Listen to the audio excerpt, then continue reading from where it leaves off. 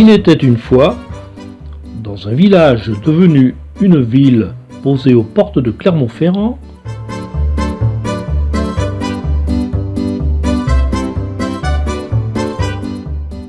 quatre retraités que l'on pouvait rencontrer régulièrement des supermarchés aux animations locales.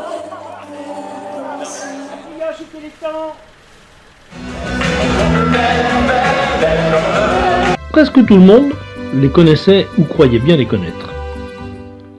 Et pourtant, en 1936, avant qu'ils partent pour La Rochelle, mais ma mère et toutes ses amies ont vu des atrocités perpétrées par les morts. Quand on est venu, nous, en 52, de Barcelone, qu'on n'avait jamais vu ni une vache, enfin comme moi, même pas un lapin et une poule vivante. Il me semble, à mon avis, que dès que j'ai mis les pieds ici, en France, eh ben, j'étais chez moi. Venir ici, c'est parce que j'avais de la famille.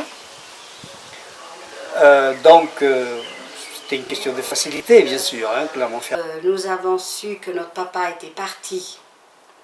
Ben, il est arrivé en France, je crois que c'est septembre 1948. Des représailles de la guerre civile, tout ce qui s'ensuit. Nous, on se réveillait le matin, ben, il n'y avait plus de papa, c'est tout. Et on est resté 2 ans sans ces nouvelles. Ça s'est bien passé parce que j'ai eu ce que je venais chercher ici, c'est-à-dire le travail. Par contre, ça a été très dur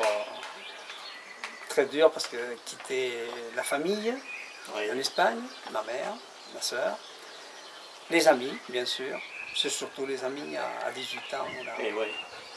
Mon père était au service, faisait son service militaire à Ifni, dans le Maroc espagnol. Il était lieutenant.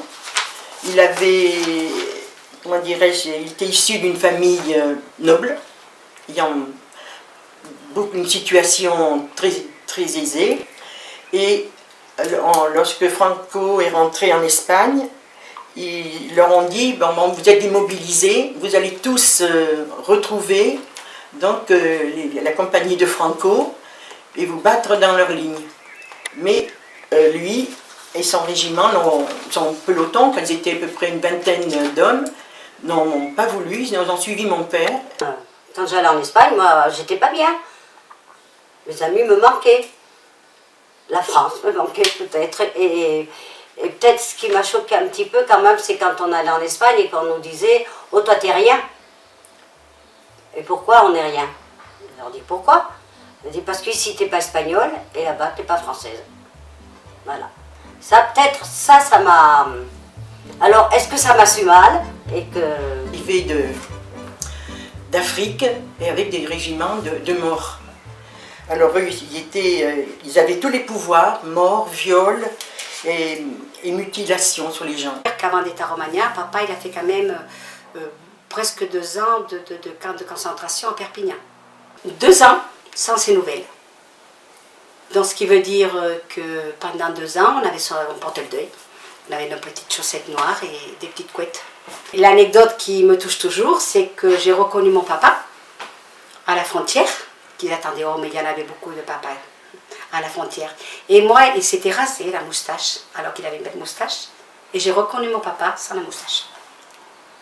Et c'était bien vrai. Mon père, que je connaissais pas, que je le croyais toujours au cinéma. Et le cinéma était très long, hein, d'ailleurs. Mais pour moi, c'était... en retrouvant mon père, ma soeur et ma maman, bien sûr, ben, on était bien. On était bien. Beaucoup de monde, 300-500 personnes, sont partis dans un bateau et sont allés à La Rochelle. J'ai travaillé 4 ans, de 66 à 70. Je suis parti faire l'armée en Espagne, mais j'ai préféré y aller parce que comme ça je me sentais libéré. C'est en 1950 qu'on est venu et qu'on est reparti. Et c'est en 52, voilà, en 1952 qu'on est revenu définitivement. Puis par l'immigration, parce que nous après on est venu par l'immigration, ça a mis quand même presque 2 ans. Plus terrible. Voilà, mais sinon, c'est vrai, on a complètement les caractères différents à 100%. On n'est pas du tout pareil, du tout. Mais c'est ma sœur.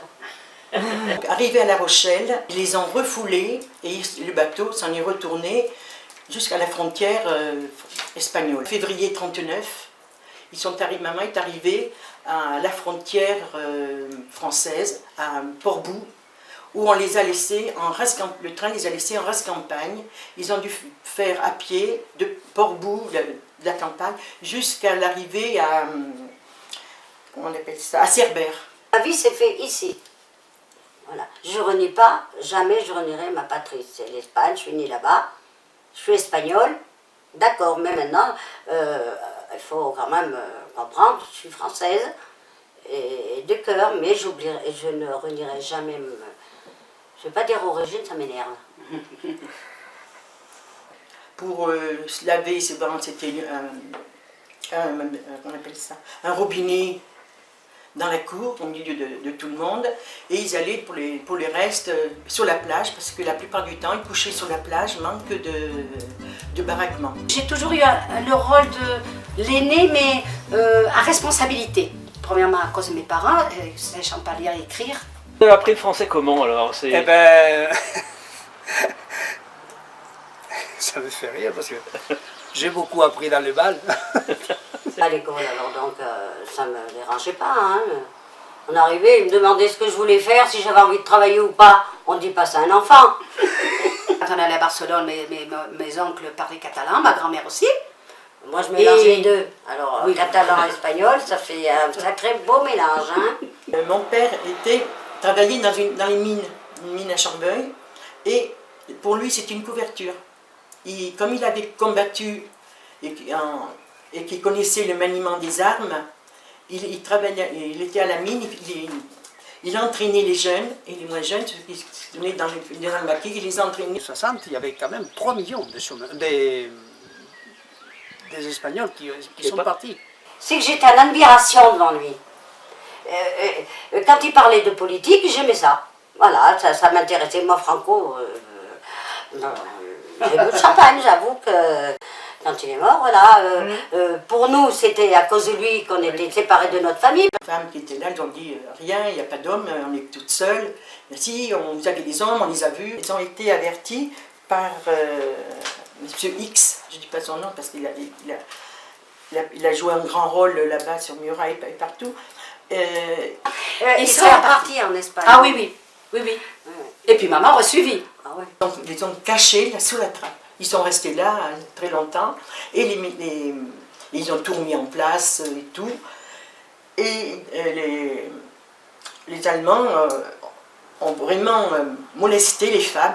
Même ma petite nièce, ma petite cousine qui avait 6 ans, qui avait 7 ans à l'époque, qui avait 7 ans, a été interrogée sur les pieds, pincée. Vraiment, elle était, qu'elle a souvenir actuellement, il ne faut pas lui parler de ça, ni d'Iran, ni de...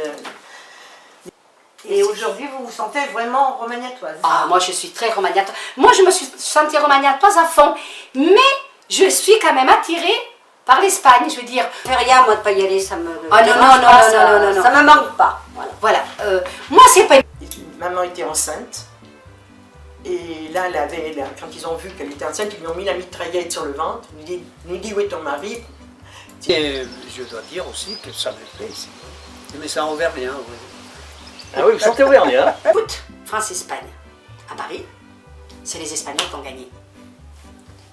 Non mais attends, il n'existait pas Messi encore. Hein. Ah non. Peu de temps après, maman a senti des problèmes.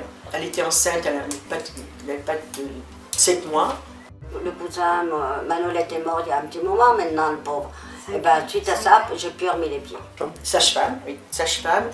Et elle est venue aussitôt. J'étais pratiquement née quand ils sont arrivés. Je suis née le soir à 8h30. Les Allemands ont dû partir vers les 6h, 6h30, 7h.